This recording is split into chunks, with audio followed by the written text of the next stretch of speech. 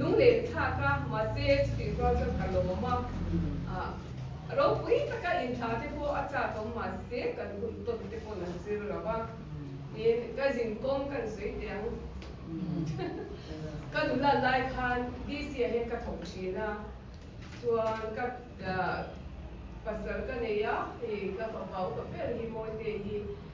จุดขมิกระถงดูขากระถงรายการเดียวจวนออฟฟิศที่นั่นเองค่ะมาได้จวนกระโจนบางแล้วก็นะ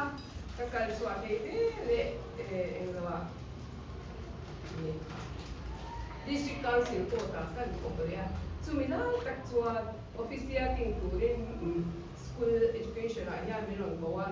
91จวนลิมิตส่วนกระถงกันนี่91ได้ตัวเดียวมาเสียกับ service ค่าเชียร์ต้องถือเอาไว้จิวเดียวนี่ก็ไม่ได้จูจวนสุดท้ายก็ถอดจวน91เลย92นี่จูลิมิตก็ถอดจวนเราเด็กเด็กก็ฟังดูกันหันเดียจวนคารุอันนี้เจ้าข้ามีน้องเกาหลีตานี่ออฟฟิศที่ติงจวน93อ่ะค่ะ91เลย92ลิมิตจวน93อ่ะโดนคุยอ่ะก็ถูกป่ะ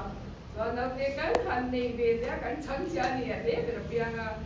จวน94เลย95อ่ะยันก็ตัวเด็กกันลูกผู้ที่กันเป็นเบียมินคงไอ้เบียมินดูสักเบียเอาคนนั้นยังมินคงเบียไม่จริงอ่ะจวนมาเรื่องเวสาก็ถูกป่ะ95แค่กันดีจู96อ่ะยันให้กันประเดี๋ยวมินเกี่ยค่ะอะไรเกี่ยวกับสีเหลืองเอาแต่สกุลกันเลยตัวเอาบ้านกันไว้ไม่เอาปากขันสีเราโจทย์ไม่รู้เดี๋ยว96ข้าก็โจทย์ละส่วน97นะกันemployment experience จังค่ะวันนี้เนี่ยแต่ก็พวกกันจำได้ปัจจัยนี้ก็คงตัวเราว่าจะนี่ก็จะทิ้งไปเสียอะไรอย่างเงี้ยก็โอ้ยเราก็เป็นก็คงขาดช่วงไม่นี่ส่วน97นะค่ะservice พวกเขาก็ชูจะก็ติดลบเลยพวกเดียว29 September สังกัดจะกว่าสมว่าภาษาริค่ะ appointment เนี่ยตัดกับบุรีจู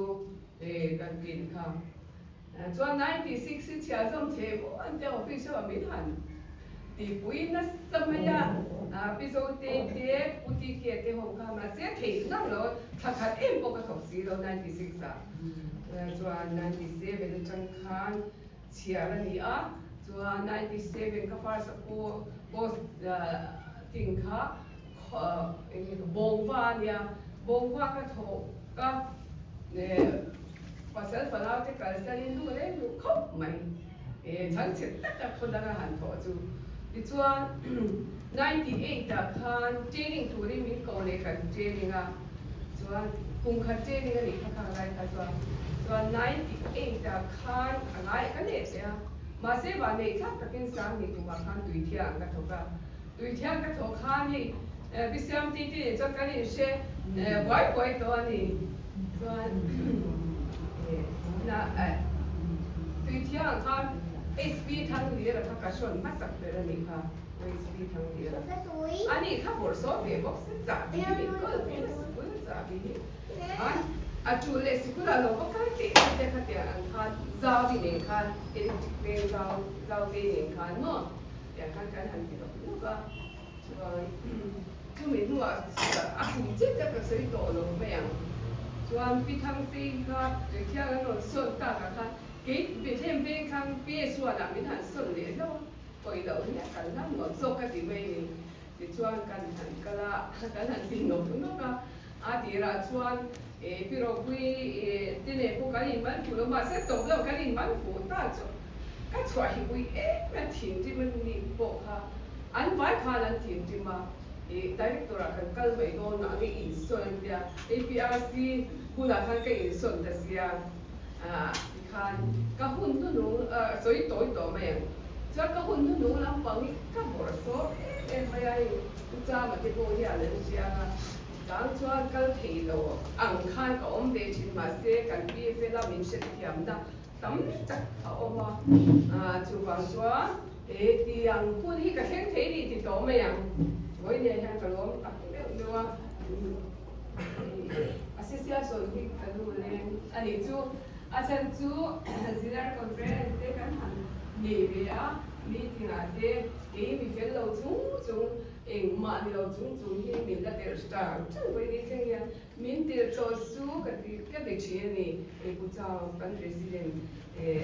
而且还过得那个，米的做书，给书，个钱嘛，是我下面都得去，